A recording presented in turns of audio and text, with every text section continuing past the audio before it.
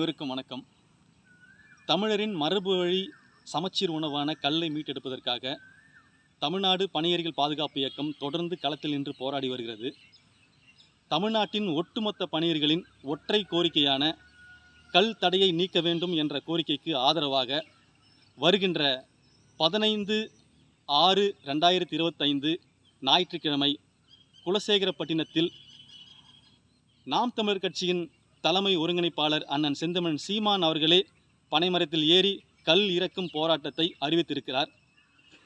இந்த நிலையில் புதிய தமிழகம் கட்சியின் தலைவர் திரு கிருஷ்ணசாமி அவர்கள் கல் ஆபத்தானது, கல் உணவல்ல, கல்லில் எந்தவிதமான சத்துக்களும் இல்லை, கல்லினால் தமிழ்நாட்டில் கள்ளச்சாராயம் பெருகும் போன்ற அறிவுக்கு ஒவ்வாத அவதூறான அறிக்கை ஒன்றை வெளியிட்டிருக்கிறார்.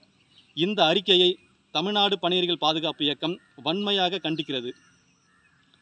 இந்தியாவின் முதன்மை ஊட்டச்சத்து ஆராய்ச்சி நிறுவனமான NIN கல்லை முறையாக ஆய்வு செய்து கல் ஒரு உணவு என்பதை அறிவித்திருக்கிறது. அது மட்டுமல்லாமல் K001 என்ற உணவுக்கான குறியீட்டு எண்ணையும் கொடுத்திருக்கிறது. இந்தியா மட்டுமல்லாமல் மற்ற எல்லா உலக நாடுகளிலும் கல்லை ஆய்வு செய்து கல்லில் இருக்கின்ற ஊட்டச்சத்துக்களை நிரூபித்திருக்கிறது. இந்த நிலையில் இப்படிப்பட்ட இவரின் இந்த கருத்து மிக மோசமானது.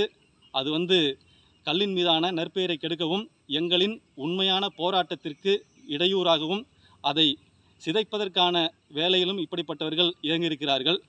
இவரல்ல, இவரை போன்ற எவர் இது போன்ற செயல்களில் ஈடுபட்டாலும், இது போன்ற அவதூறுகளை பரப்பினாலும் எங்கள் போராட்டம் ஓயப்போவதில்லை. வருகின்ற 15ஆம் நாள் மிகச்சிறப்பாக முறையில் இந்த போராட்டம் வெற்றி அடையும். அது மட்டுமல்ல, எங்களுடைய கோரிக்கைகள் வெல்லும். நன்றி, வணக்கம்.